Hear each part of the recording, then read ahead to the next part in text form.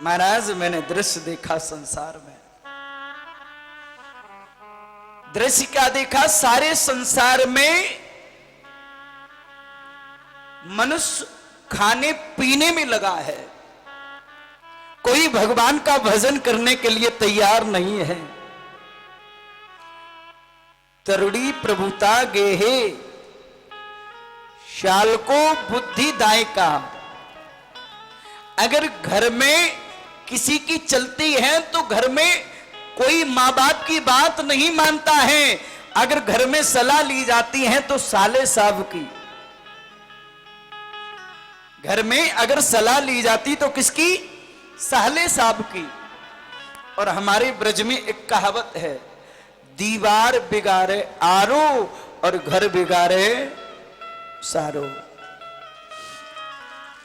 महाराज दीवार में ज्यादा अलवारियां निकाल दी जाए तो दीवार कमजोर हो जाती है, और जिस घर में साले की चलती हो समझ लेना वो घर।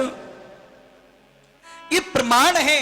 आपने महाभारत में सुना होगा, महाभारत में शकुनी मामा की बात मानी गई तो कितना बड़ा महाभारत हो गया। जीवन में हमें कभी भी घर में मां बाप की बात ठुकरानी नहीं चाहिए।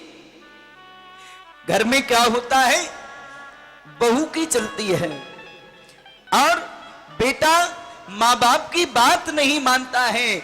घर में अपने साले साहब की सलाह लेता है जब भी कोई काम करता है।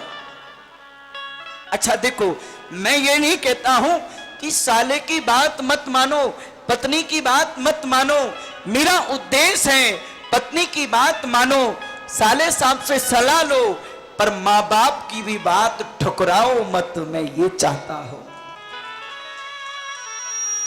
घर में बड़े मां बाप हैं, सबसे पहले मां को, पिता को पूछ करके जो बेटा काम करता है, मैं व्यासपीठ से कह रहा हूं, उसके जीवन में कभी दुख नहीं आता है। लेकिन आजकल तो नियम बदल गया, आजकल का नियम ही अलग हो गया। मां बाप कौन से कोने में पड़े हैं, मां बाप को कोई पूछने वाला नहीं है। क्यों? क्योंकि बेटा जब बड़ा हो जाता तो मां और बाप को पागल समझने लगता है, सब कुछ पत्नी को समझता है। पत्नी खाना ना खाए